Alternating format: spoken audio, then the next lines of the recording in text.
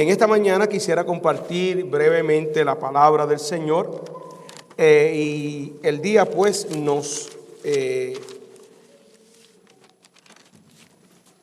fuerza a entrar al tema de hoy. Yo quiero que nosotros busquemos en el Evangelio según San Mateo y vamos a estar leyendo capítulo 1 del Evangelio según San Mateo, el versículo 18. Amén. Conmigo.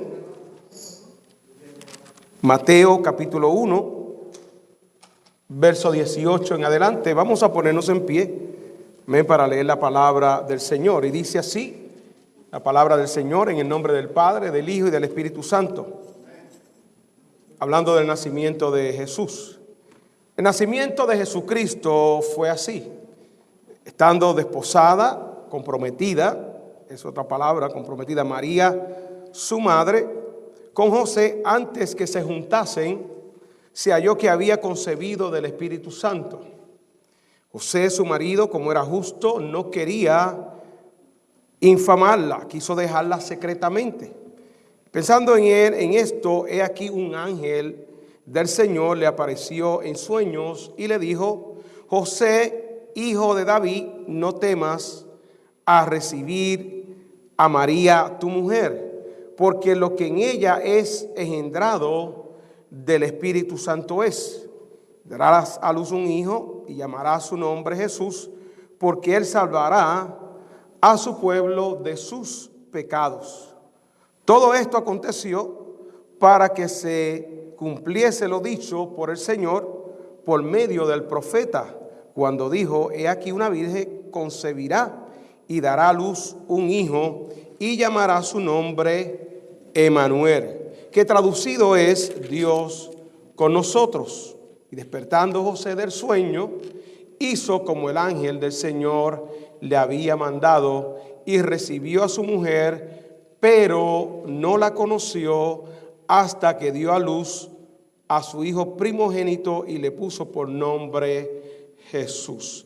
Que Dios bendiga su santa y divina palabra. Padre, te damos gracias en este día, Señor, por este momento que tú nos permites de adorarte, Dios, por los niños, los juveniles, los jóvenes, Dios, y todo el cuerpo de Cristo, Señor, que está aquí reunido, Señor, por las amistades, los familiares, Dios, todos aquellos, Dios, que se esforzaron en este día, Dios, para estar en tu casa, aquellos que nos ven, Señor, a través de las redes sociales. Te pedimos que en este día, Señor, tú les bendiga grandemente. Y sobre todas las cosas te pido, Dios, que seas tú, Padre, poniendo una palabra fresca en mis labios para tu pueblo, el alimento espiritual, Señor, que ellos salgan de aquí en este día edificados, restaurados, Señor, bendecidos para la gloria de tu nombre. Háblanos, Dios, me dispongo como vaso tuyo para que tú me uses, Señor, y siempre me cuidaré, Padre, de darte la gloria y la honra porque tú te la mereces.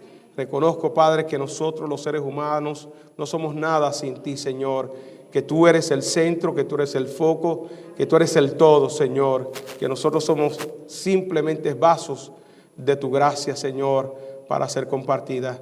Una vez más, en el nombre de Jesús, oramos. Amén, amén, amén y amén. Dios les bendiga, Dios les guarde, se pueden sentar.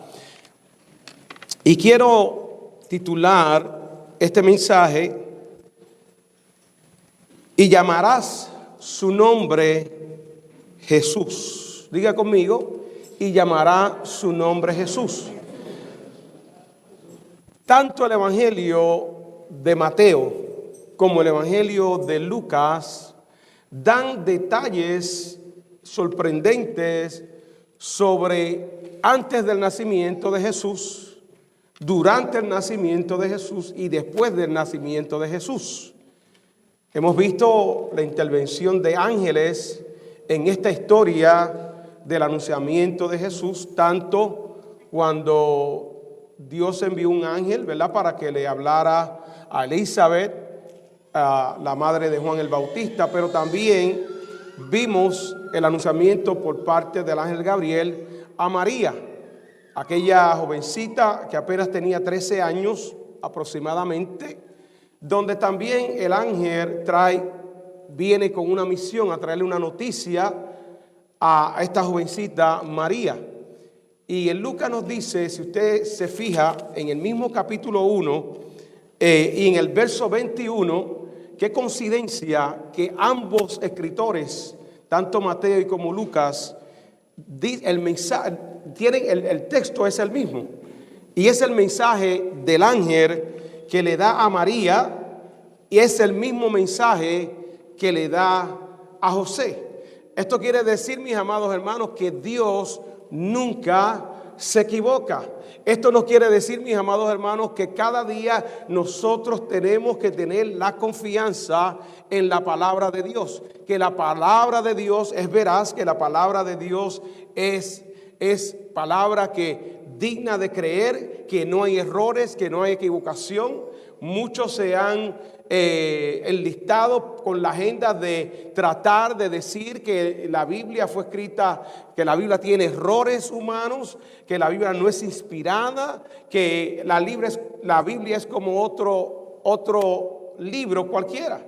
Pero nosotros sabemos que este libro ha sobrevivido por miles de años y que en este libro encierra una gran historia para la humanidad.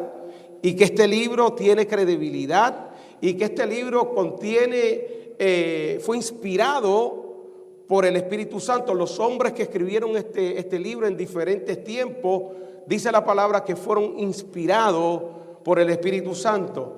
Y es increíble, sorprendente, cómo la palabra de Dios, cuando usted la estudia específicamente sobre la vida de Jesús, hay sobre 300 promesas, tanto en el Antiguo Testamento sobre Jesús, que son cumplidas en el Nuevo Testamento.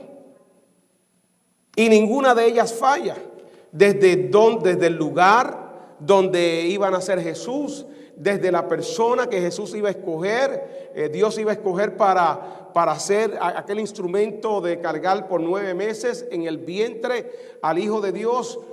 Todo eso lo contiene la palabra del Señor. Los profetas de Dios hablaron acerca de esto y mucho más de su nacimiento. Hablaron de la huida a Egipto y hablaron de todo lo que le iba a acontecer a nuestro amado Salvador.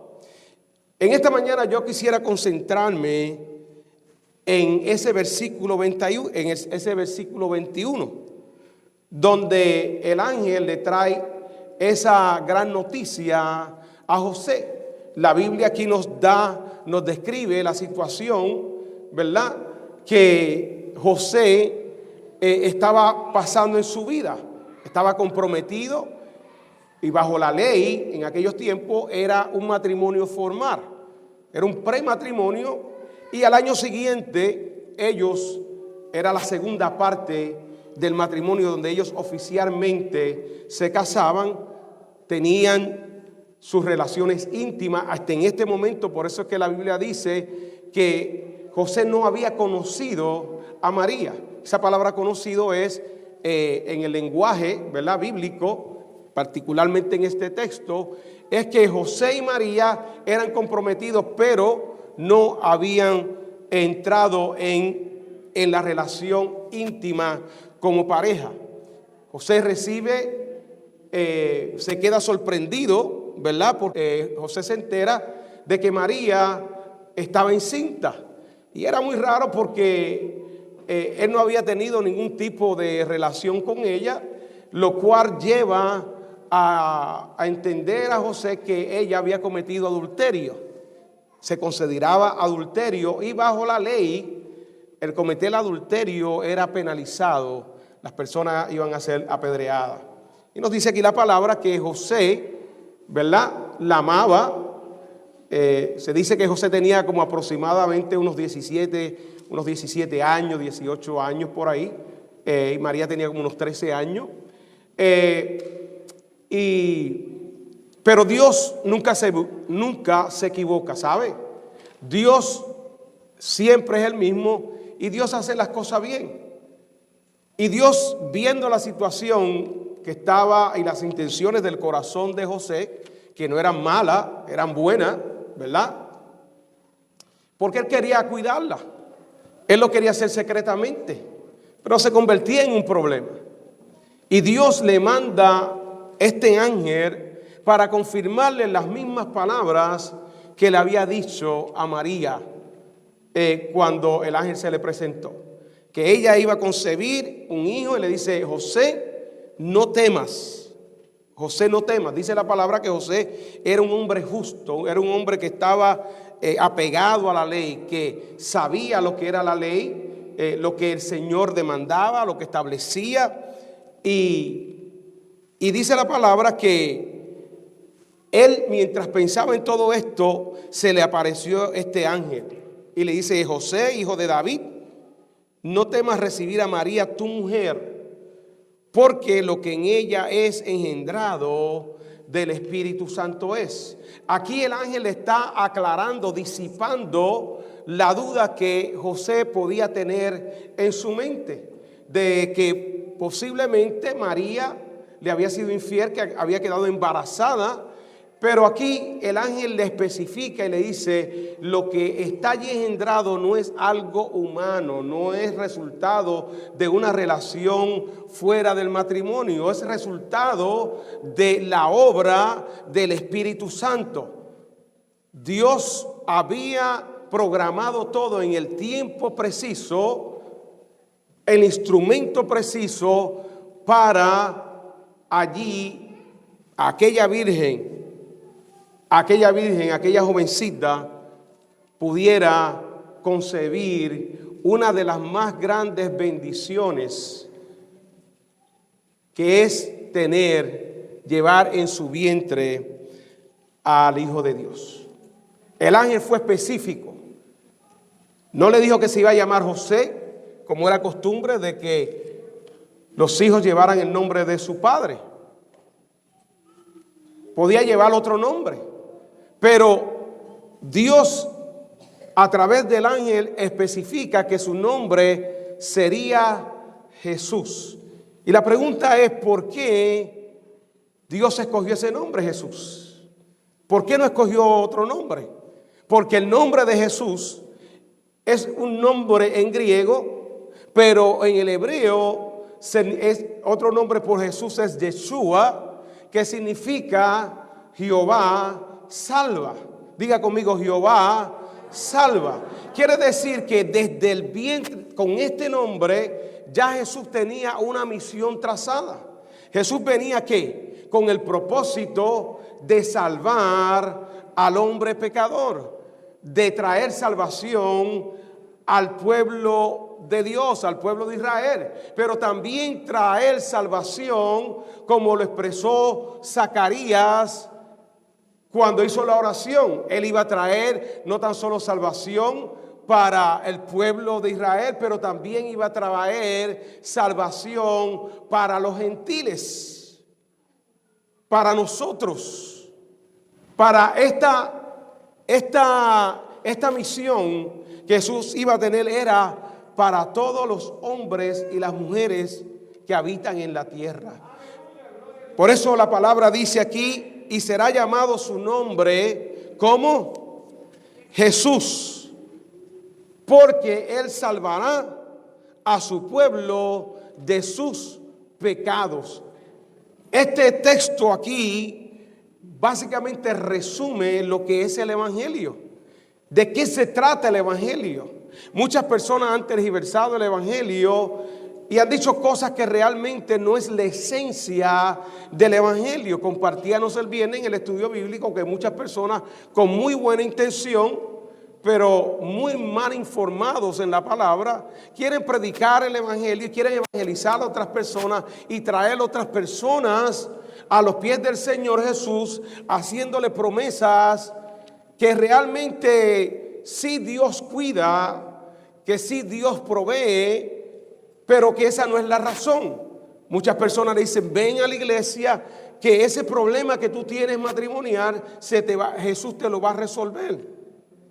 Y le invitan a esa persona como indicándole que ese debe ser el propósito por el cual debe atender la iglesia. O ven, porque te quedaste sin trabajo y tú vas a la iglesia y van a orar por ti y tú vas a recibir un trabajo nuevo. Porque los problemas que tú tienes con tus hijos se van a resolver. Todo tiene que ver que hay que venir a la iglesia y servir a Dios, porque Él nos va a resolver algún problema que nosotros tenemos de nuestra vida secular. ¿Quiénes no tienen problemas? Todos tenemos problemas. Pero aquí el texto nos dice que la razón principal por la cual Cristo vino al mundo, por la cual Dios fue engendrado, amén, en la vida de Jesús, porque dice la palabra que Dios se hizo hombre y habitó entre nosotros y vimos su gloria, fue con el único propósito de que el hombre entienda de que el hombre está muerto en sus delitos y pecados. Que aquella situación, aquella desobediencia de Génesis de nuestros padres Adán y Eva, al desobedecer a Dios, rompió la intimidad que el hombre tenía con Dios.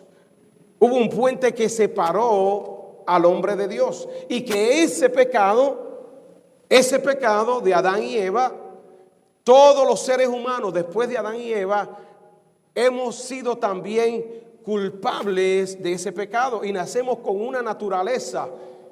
La palabra dice que estamos destituidos de la gloria del Señor. En otras palabras, el hombre por su propia fuerza no puede mantener o tener una relación con Dios. Básicamente eso es lo que establece la palabra. Y que el hombre vive bajo el juicio y la ira de Dios. Y que no hay nada que el hombre pueda hacer humanamente, para poder ganarse el favor de Dios. Entonces, mis amados hermanos, cuando nosotros predicamos, cuando nosotros compartimos la palabra, debemos ser claros el por qué una persona debe venir al templo, el por qué una persona debe arrepentirse de sus pecados, el por qué una persona debe venir a los pies del Señor, que no es más que otra cosa porque esa persona necesita salvación, y que la salvación solamente se obtiene a través y únicamente de Jesús.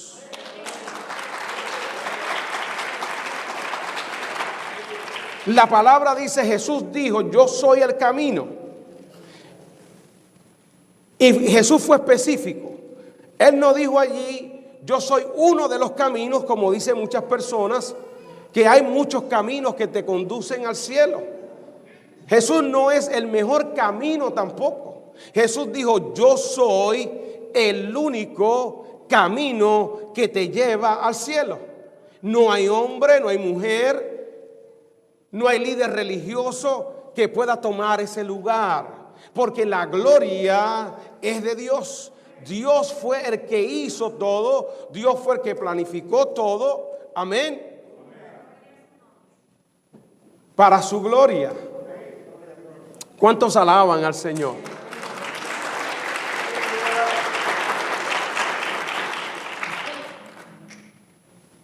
Se llamará Jesús. Ese nombre hay poder, ¿sabe, mis amados hermanos? El nombre de Jesús no es cualquier cosa. Jesús, en Juan capítulo 14, dijo, y todo lo que pidiereis al Padre en mi nombre, lo haré, porque el Padre, para que el Padre sea glorificado en el Hijo. Fíjese qué interesante. Cuando usted pide, usted va al Padre Celestial y usted tiene que ir no en el nombre de cualquier otra persona que le hayan enseñado. Fíjese que Jesús mismo fue claro cómo nosotros debemos acercarnos a Dios en oración. Cuando vayamos a pedir, y todo lo que pidiereis, todo. Y a nosotros nos gusta pedir, ¿saben? Padre, dame esto, dame aquello. Padre, resuélveme esto. Padre, esto. Dame. Pero él dijo, cuando tú ores, tú tienes que mencionar en el nombre de Jesús. En el nombre de Jesús, ¿qué? Hay poder. Cuando usted pide en ese nombre de Jesús, sea tarde o temprano, Dios va a responder. Dios va a responder. Y Dios te puede responder de una manera positiva, ciertamente, pero también Dios te puede decir en algunas ocasiones, la respuesta de Dios es no. Porque Dios sabe lo que hay en nuestros corazones. El apóstol Santiago decía, ustedes piden y no reciben porque ustedes no saben pedir. ¿A qué se refería esto Santiago? Que en nuestra naturaleza muchas veces pedimos cosas, pero es para la satisfacción de nuestros deseos. Es para la satisfacción de nuestra carne. Es para nuestros deleites. Y que muchas de las cosas que nosotros pedimos no están alineadas a la voluntad de Dios. Y por eso Dios algunas veces nosotros pedimos cosas y no nos responde o no se dan en el tiempo que la pedimos o sencillamente tú no la recibes y no es porque Dios no te esté escuchando. No es porque Dios no te quiera bendecir. Es porque Dios sabe lo que a ti te conviene. Tú no lo sabes. Tú no puedes leer el futuro, pero Dios conoce tu futuro. Y la palabra me dice a mí que Él es nuestro pastor y que Él cuida de mí, Él cuida de las aves. Bendito sea el Señor. Y Él sabe, muchas veces Él da el paso antes y previene cosas y cierra puertas, preveniendo algo que pase en tu vida. La palabra me dice a mí que todas las cosas obran, escuche bien, diga conmigo, todas las cosas obran para bien a aquellos que aman al Señor. Cuando tú le pidas a Dios y tú no veas respuesta inmediata, porque nosotros estamos acostumbrados a que queremos las cosas inmediatamente. Y el Señor dice que para Él un día es como 1000 años y 1000 años como un día. Algunas veces Dios nos tiene que pasar por ese proceso para enseñarnos a nosotros a depender de Él. Para que nosotros desarrollemos una fe sólida, no basada en sentimientos, para que nosotros desarrollemos una fidelidad a Dios. Y nosotros podamos decir como hizo Job, Jehová quitó, Jehová dio sea el nombre de Dios bendecido. Pedí esto, no lo recibí, pero te sigo adorando, Señor. Te sigo glorificando, Dios. Te sigo sirviendo. Mientras yo pensaba en esto, leí en estos días, leyendo esta historia de Jesús, los personajes de Jesús. La Biblia habla de unos personajes que muchas veces no son mencionados. Lucas los menciona, como el caso de Simeón y de Ana, que dice Simeón se pasaba en el templo orando al Señor y le había pedido a Dios que no lo dejara ver muerte hasta que él viera al Salvador del mundo. Y dice la palabra que cuando llevaron a Jesús, después que habían pasado los días de la purificación, donde María tenía que guardar su cuarentena porque había dado a luz, y lo llevaron a él a presentarlo en el templo y a circuncidarlo, porque ellos eran personas que sabían la ley y obedecían a la ley. Dice la palabra del Señor que cuando Simeón lo cogió en sus brazos, allí profetizó sobre Jesús. Hizo una oración preciosa que yo quisiera brevemente compartirla con ustedes para que ustedes en sus casas, ustedes también lean esto paralelamente. En el Evangelio de según San Lucas, en el Evangelio según Mateo. En el capítulo 2 del Evangelio según San Lucas, dice la palabra del Señor: y los bendijo Simeón, y dijo a su madre María: he aquí, hablando de Jesús, este está puesto para caída y para levantamiento de muchos en Israel, y para señal que será contradicha. Y una espada traspasará su misma alma, para que sean revelados los pensamientos de muchos corazones. Estaba también allí Ana, profetisa, hija de Fanuel, de la tribu de Aser, de edad muy avanzada. Escuche bien, pues había vivido con su marido, ¿cuántos años? 7 años después de su virginidad. Y era viuda y hacía 84 años y no se apartaba del templo, sirviendo de noche y de día con ayunos y oraciones. Esta, presentándose en la misma hora, daba gracias a Dios y hablaba del niño a todos los que esperaban la redención de Israel. Si usted va al verso 28, ¿ok? Vamos a leer el verso 27. Leí eso, pero yo quiero leer algo más. Ir un poquito más allá, más antes. Dice, y movido por el Espíritu, vino al templo. Está hablando de Simeón. Y cuando los padres del niño Jesús lo trajeron al templo para hacer por él conforme al rito de la ley, él le tomó en sus brazos y bendijo a Dios diciendo, ahora, Señor, despide a tu siervo en paz, conforme a tu palabra, porque han visto mis ojos tu salvación, la cual has preparado en presencia de todos los pueblos, luz para revelación de los gentiles y gloria de tu pueblo Israel. Tremenda palabra. Movido por el Espíritu Santo, fue al templo esperando ese momento. Bendijo a sus padres. Pero en esa bendición de Simeón, él dice unas palabras muy profundas sobre Jesús. Dice que él será luz para revelación a los gentiles y gloria para su pueblo de Israel. Ahí nos incluye a nosotros, al pueblo de Israel. Pero también nos dice que Jesús estaba puesto para caída y para levantamiento de muchos en Israel, y para señal que será contradicha. ¿Qué está hablando aquí? Está hablando aquí sencillamente que Jesús para muchos iba a ser tropezadero, que muchos no iban a recibir el ministerio de Jesús, que muchos lo iban a rechazar, que no todo Israel le iba a recibir, iba a entender que era el Mesías que Dios había mandado.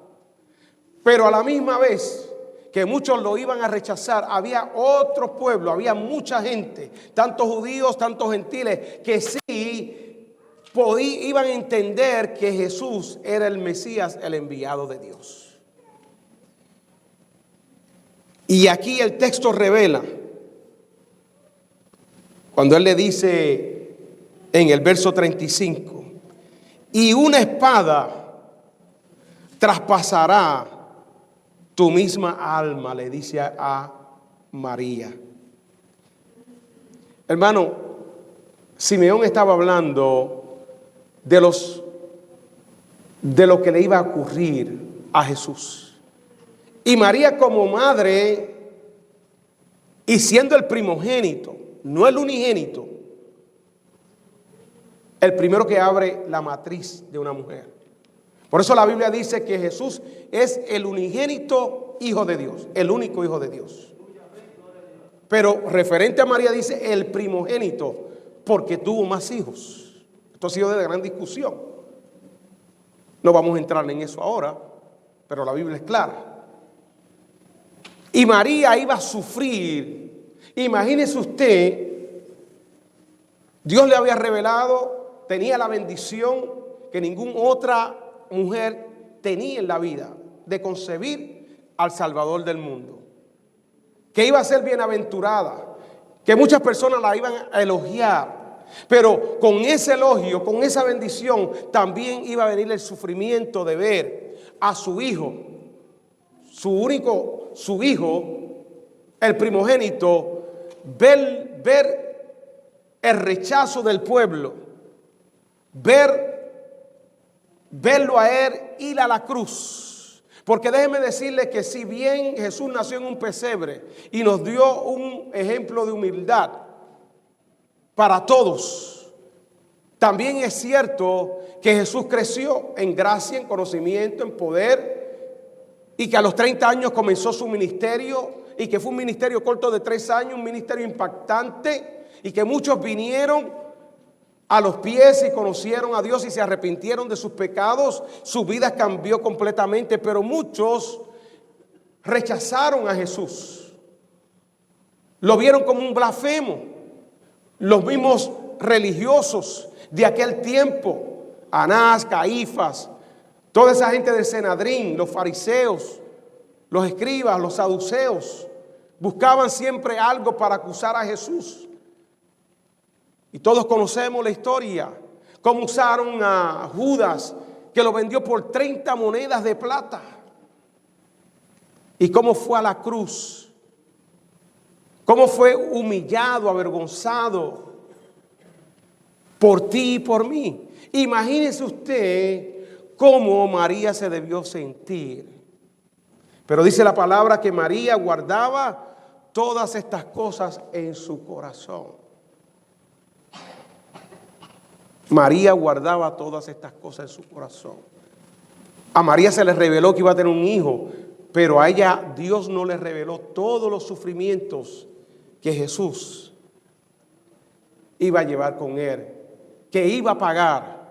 Porque Jesús pagó un precio, déjeme decirle. Dice la palabra que Él pagó nuestra redención. Él pagó nuestro rescate como esclavos del pecado. Pero Él lo pagó con un precio alto, mis amados hermanos, porque Él entregó su vida, derramó su sangre para limpiar nuestros pecados, para limpiar tu pecado. El pecado del hombre no se borra, no se limpia con obras. El pecado del hombre se borra solamente con la sangre de Jesús. ¿Cuántos adoran al Señor? Por eso la palabra dice que sin derramamiento de sangre no hay perdón para los pecados.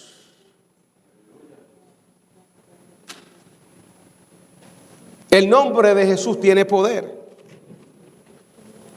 Marcos 16:17, mire lo que dice. Quiero que usted vaya al libro de Marcos. Y este texto, este último capítulo, los versículos del 14 en adelante, están hablando básicamente cuando Jesús resucita y se presenta a los discípulos y los comisiona a ellos, a los apóstoles. Se le apareció a los 11, pero dice, Él le dio un mensaje específico. Este mensaje fueron para los apóstoles, pero es también para nosotros. Y dice, le dijo, id por todo el mundo y predicad, ¿qué? El evangelio a toda criatura. El evangelio es Cristo, mis amados hermanos. El evangelio son las buenas nuevas. ¿Y cuáles son las buenas nuevas? Que Cristo es el Hijo de Dios, que Cristo es el Salvador. Amén. Y el verso 16 dice, el que creyere y fuere bautizado será salvo, mas el que no creyere será condenado. Verso 17, y estas señales seguirán a los que creen. ¿A quiénes? A los que creen. Y aquí está la frase clave. En mi nombre. ¿En qué nombre? En el nombre de Jesús. En el nombre de Jesús nos dice la palabra que echarán fuera ¿qué? Demonios. No en el nombre tuyo, no en el nombre de fulano de tal, es en el nombre de Jesús. Cuando los demonios escuchan el nombre de Jesús, tiemblan. Cuando los demonios escuchan el nombre de Jesús y usted tiene autoridad de parte de Dios, Escúchame bien. Cuando usted está lleno del Espíritu Santo, usted y viene un ataque del enemigo y usted percibe algo demoníaco, usted no tiene que tener temor, usted no tiene que tener miedo. Si usted está lleno del Espíritu Santo, si usted está seguro de su salvación, si usted está seguro que está caminando con Cristo, usted solamente lo que le tiene que decir: mira, Satanás, yo te reprendo en el nombre de Jesús. Usted no tiene que buscar al pastor para que reprenda el demonio. Usted usa el poder que Jesús le ha otorgado. Y van a recibir poder, dijo el Señor Jesús. Y van a recibir poder y lo vamos a usar en el nombre de Jesús. Poder sobre las fuerzas demoníacas. Por eso el libro de los Hechos, Pablo en su ministerio encontró a una muchacha que dice la palabra que tenía espíritu de adivinación y que los dueños se hacían mucho dinero, era un negocio. Y esta muchacha, mientras Pablo predicaba, ella empezaba a decir: aquí vienen los hijos del Dios Altísimo. Y aparentemente sonaba bien. Pero Pablo, usando el discernimiento que da el Espíritu Santo, uno de los dones del Espíritu, discernimiento de Espíritu, vio que aquella muchacha caminaba en tinieblas. Y que aunque ella decía que aquí vienen los hijos del Dios del Altísimo, estaba siendo usada por Satanás. Y dice la palabra que Pablo cogió y le reprendió el espíritu de adivinación que tenía aquella muchacha. Le causó problemas a Pablo, obviamente, porque aquellos hombres perdieron el negocio. Pero Pablo reprendió las tinieblas que había en aquella mujer. Y Pablo no dijo: yo te reprendo en mi nombre. Pablo dijo: yo te reprendo en el nombre de Jesús de Nazaret. Amén. Ese es el nombre que tú tienes que tener presente. Lo he dicho y lo voy a repetir. No es la sangre de Cristo la que usted tiene que decir: yo me cubro con la sangre de Cristo al demonio. Yo te reprendo por la sangre de Cristo. La Biblia me enseña a mí que es solamente en el nombre de Jesús. La sangre de Jesús cumple un propósito y es limpiar al hombre y a la mujer de sus pecados. Solamente eso, mis amados hermanos. Tampoco podemos encontrar sanidad en la sangre de Cristo. Solamente en el nombre de Jesús.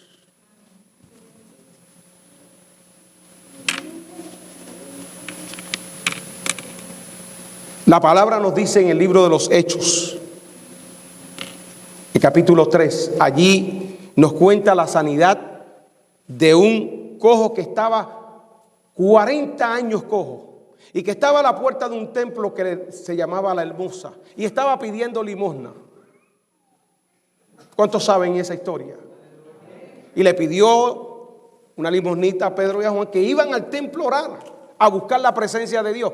Que a mí me encanta esto, mis amados hermanos, porque hoy en día vivimos unos tiempos donde la gente se le han metido unas ideas. Y por eso muchas veces el pueblo de Dios vive en una deficiencia espiritual. Porque quieren vivir una vida tratando de agradar a Dios, pero olvidándose de los principios bíblicos. Dice la palabra que Pedro y Juan iban al templo a orar. Y en el templo allí sucedió este milagro. Es en el templo, mis amados hermanos. Quiero hacer énfasis la importancia de venir a la casa del Señor. Mucha gente no crece, mis amados hermanos, en la fe. Y usted le hace una pregunta: mencióname 3 apóstoles de los 12 apóstoles. Bueno, pues entonces Pedro, ¿quién más el otro? Y usted le dice: ¿y cuántos evangelios tiene se encuentran en la Biblia? ¿Y cuántas cartas habló Pablo? ¿Cuántos viajes misioneros hizo Pablo? ¿Dónde fue por primera vez que se le llamó a los creyentes cristianos?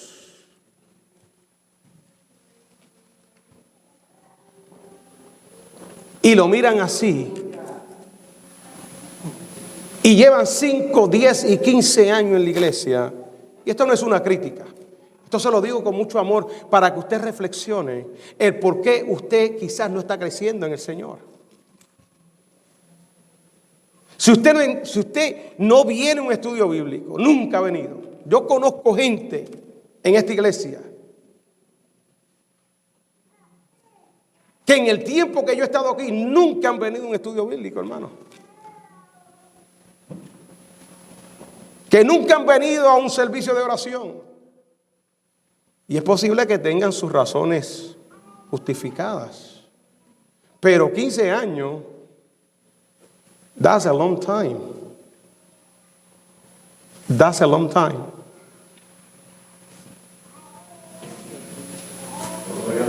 Eso yo se lo dejo a su discreción. Pero muchas veces nos pasa como a Marta. Marta, afanada y cansada estás. Pero tu hermana, que se ha sentado a los pies del maestro a escuchar la palabra de Dios, ha tomado la mejor parte. ¿Me está entendiendo, mi amado? No se me sienta mal, pero es Dios el que nos habla. Es Dios que nos confronta porque Dios quiere lo mejor. Y Dios quiere que tú crezcas en la fe, que tú te desarrolles, que tú aportes para la obra del Señor. No tan solamente con tus ofrendas, pero con tu servicio, con los dones que Dios ha depositado en ti. Pero si nosotros vivimos una vida cristiana pacífica, hermanos, vamos a llevar 15 y 20 años y no vamos a crecer mucho en la fe. Pedro y Juan iban al templo y cuando se encontraron con aquel hombre que le estaba pidiendo limosna, le dijo: nosotros no tenemos oro ni plata, pero de lo que tenemos te vamos a dar. ¿Cuáles fueron las palabras? Levántate. ¿En quién? En el nombre de Jesús. Levántate, no en otro nombre. Levántate en el nombre de Jesús. Quiere decir, mis amados hermanos, que el nombre de Jesús es la persona de Cristo, la que tiene poder ¿para qué? Para sanar al hombre. Pero también el nombre de Jesús tiene poder para salvar, como le dijo el ángel. Se llamará Jesús porque Él salvará al pueblo de sus pecados. Ante ese acontecimiento, ese milagro que Pedro y Juan hicieron, los altos religiosos empezaron a cuestionar: ¿en qué nombre, con qué autoridad ustedes hicieron ese milagro? Y Pedro le contesta: sea notorio entre ustedes que esto que ustedes han visto, este hombre que recibió sanidad por medio de Jesús. Es Jesús el que sana.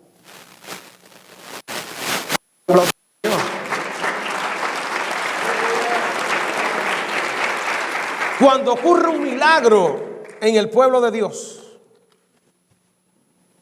muchas veces nosotros vamos detrás de los hombres.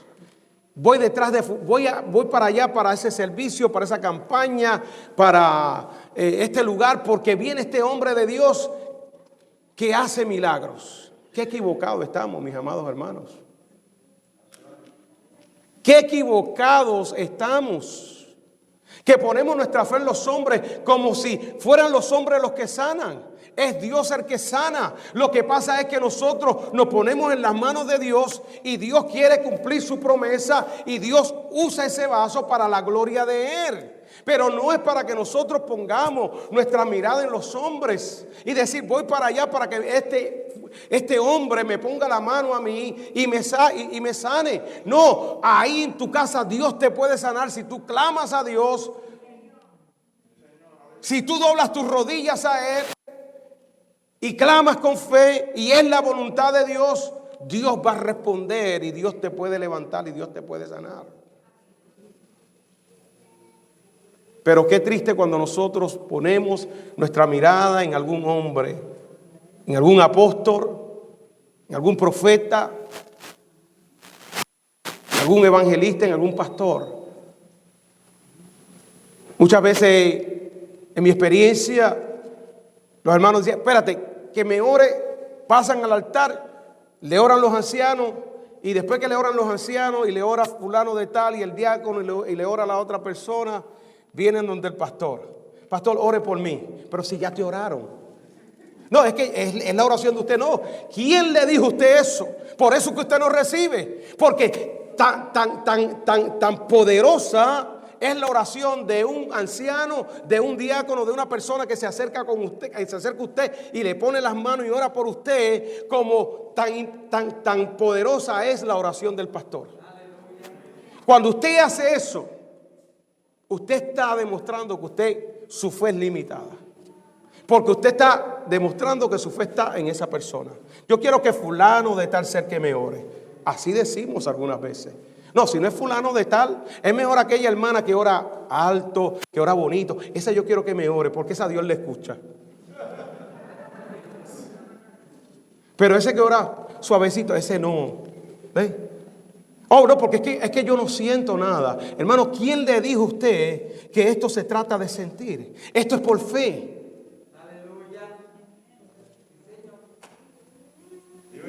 Y tiene que ver con la fe que tú tengas en el Señor.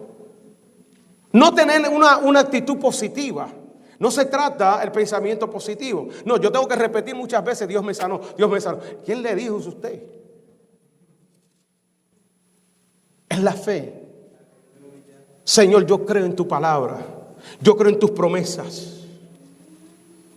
Y yo creo que tú me puedes sanar a mí. Pero si tú no me sanas, Señor, con todo yo te voy a servir, Señor. Con todo te voy a glorificar. Yo voy a ser como esta mujer que menciona el libro que yo les leía ahora mismo de Ana. Viuda. 7 años después que ella está con su esposo, el esposo muere. Pero dice la palabra que tenía 84 años y ella se pasaba en el templo orando y ayunando. Nunca más se volvió a casar. Hay pocas Ana hoy en este día. Las Ana que hay hoy en día, el marido se muere y a los 3 meses se casan. Ay, pastor, perdóneme, esa se me chispoteó, ¿sabe?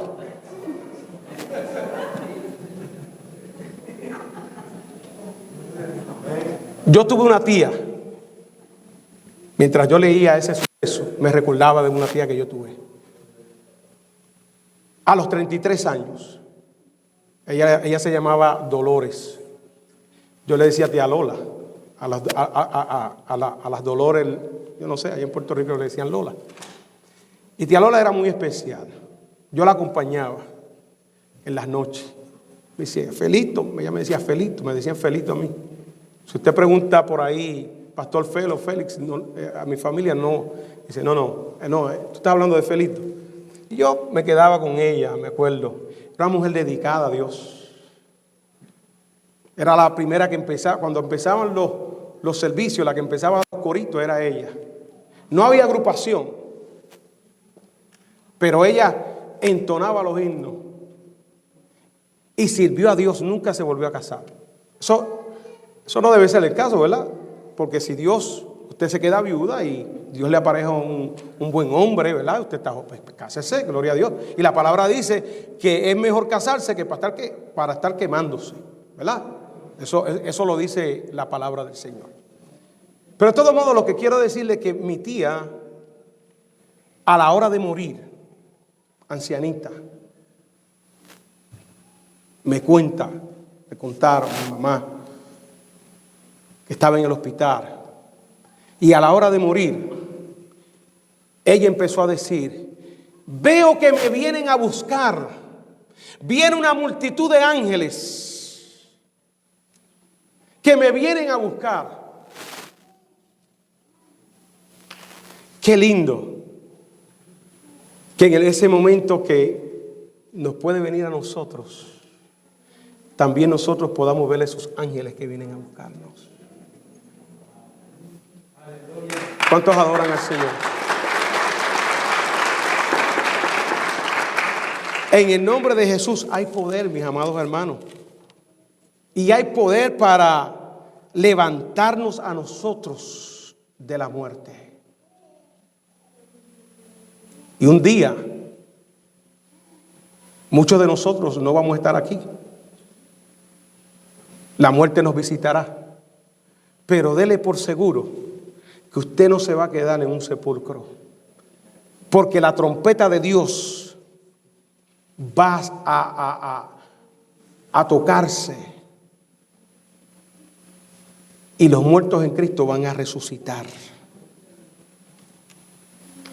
¿Cuántos alaban al Señor?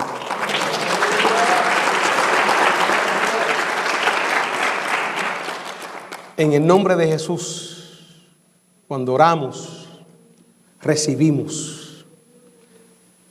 En el nombre de Jesús, cuando le pedimos, recibimos. En el nombre de Jesús hay poder para sanar. Pero también en el nombre de Jesús hay poder ¿para qué? Para encontrar salvación. Y el propósito de la Navidad es que Cristo quiere salvar a alguien. Es que Cristo está dispuesto para salvarnos. Que no se trata de, es bonito compartir regalos, es bonito compartir con la familia, todo eso es bonito. Pero el propósito principal, si usted no entiende que el propósito de la Navidad se trata de que Cristo trae salvación a aquellos que se arrepienten, usted ha perdido completamente, usted está en otro lado, ha perdido el tren, ha perdido el bus. La Navidad se trata de que Cristo vino a salvar, sigue salvando a aquellos, dice la palabra, que Cristo vino a salvar lo que se había perdido. La palabra nos relata, en cierta ocasión, le había contado de Pablo, de cuando reprendió a aquella muchacha que tenía el espíritu de adivinación en el capítulo 16 de los Hechos. A él lo metieron en la cárcel. A él y a Silas, compañero de milicia, no la esposa de Pablo. Hay gente que puede decir, Silas era la esposa de Pablo, hermano. ¿Quién dice? No, Silas no era la esposa. Silas era compañero de Pablo. Y los metieron en la cárcel. Y allí Dios milagrosamente hizo un estruendo, un terremoto, y las cadenas se abrieron de la cárcel. Un ángel se metió, lo sacó. Y dice la palabra que el carcelero se iba a matar, porque estaba a cargo de todos esos presos. Pablo dijo, estamos todos aquí, no temas. Y dice la palabra que Pablo le predicó el evangelio, les puso el mensaje de salvación. Y él escuchar el mensaje de salvación que viene por fe, él preguntó, ¿qué debo de hacer para ser salvo? Es la pregunta que mucha gente se hace. ¿Cómo yo puedo alcanzar la salvación? Y la palabra de Dios lo registra. Las palabras del apóstol Pablo fue, cree en el Señor Jesucristo y ¿qué? Y serás salvo. No solamente tú, pero aún tus familiares Dios los puede alcanzar. Y creer en el Señor Jesucristo significa que usted está reconociendo su condición de pobreza espiritual primeramente. No solamente decir yo creo, porque la palabra dice que los demonios creen y tiemblan. Hay muchas personas que se han quedado en el creer. Yo creo. No, hermano, ¿tú crees en el Señor? Sí, yo creo, pero yo vivo mi vida a mi manera.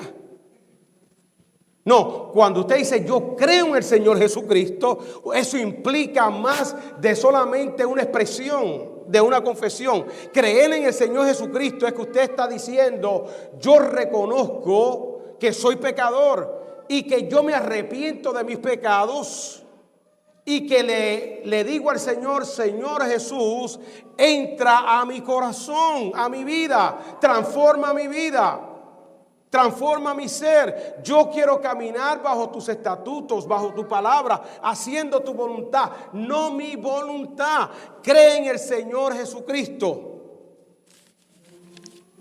El libro de Romanos, capítulo 10, y ya con esto termino. Mire lo que dice el libro de Romanos. ¿Estás buscando salvación? ¿Estás buscando que la Navidad sea una realidad en tu vida? El libro de los Hechos, el libro de los Romanos, perdón, capítulo 10.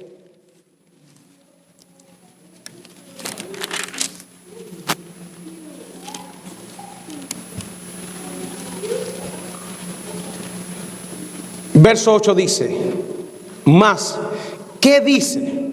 Pregunta. Cerca de ti está la palabra, en tu boca y en tu corazón. Escucha. Esta es la palabra de fe que predicamos. Esto es por fe. El evangelio es por fe. Recibir a Cristo es por fe. Que si confesares con tu boca que Jesús es el Señor y creyeres en tu corazón que Dios le levantó de los muertos, serás salvo. Dos cosas. Tiene que confesarlo.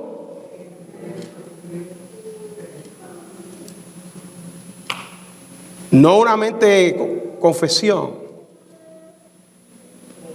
Palabras, como lo estoy diciendo. Cuando tú confiesas que Cristo Jesús es el Señor, implica que tú estás dando entrada a que Jesús sea el dueño de tu vida. Que sea Jesús el que controle tu vida. Que no seas tú. Cuando tú dices, creo en el Señor Jesucristo, tú estás diciendo con eso: Señor, yo recibo todo lo que tiene que ver contigo, que es renunciar a mí mismo, tomar su cruz y seguir al Señor. El Señor fue claro, dijo: y todo aquel que quiera seguirme a mí, tome su cruz, niéguese a sí mismo y sígame. Seguir al Señor y dejar que el Espíritu Santo nos vaya transformando. Es una transformación que va a ser permanente, constantemente en la vida del creyente. Usted no va a cambiar de la noche a la mañana, pero en la medida que usted se entrega a Dios y esa obra del Espíritu Santo, van a suceder cosas grandes. Y creyeres en tu corazón que Dios le levantó de los muertos, serás salvo. Hay gente que cree en el Señor Jesús, pero todavía lo ven en la tumba. A un Cristo derrotado. No, Cristo fue a la cruz. Cristo fue al sepulcro 3 días. Pero dice la palabra que al tercer día Dios lo levantó de los muertos. No se quedó allí. Porque con el corazón se cree para justicia, pero con la boca se confiesa ¿para qué? Salvación. Pues la Escritura dice: todo aquel que en él creyere no será avergonzado. Y de eso se trata el día de hoy. De que Dios nos hace una invitación. Y Dios nos recuerda que la salvación vino a través de Jesús. Jesús vino a la tierra para salvarte, para perdonarte, para cumplir el plan de Dios en tu vida. Y que si tú confiesas hoy día al Señor Jesús y le dices: Señor, yo te he fallado, no soy digno de tu perdón, yo no soy digno de que tú te acuerdes de mí, pero Señor, yo te pido perdón. Si hacemos la oración como aquel publicano que estaba en el templo, que decía, Señor, dice la palabra que no se atrevía a mirar al cielo, pero que decía, Padre, no soy digno. Dice la palabra que aquel hombre salió justificado, salió perdonado. Y no importa qué tú has hecho en la vida y qué condición de pobreza espiritual tú estés viviendo. Muchas veces nos vemos muy bonitos por fuera, pero nuestro corazón está vacío. No tenemos sentido de dirección espiritual.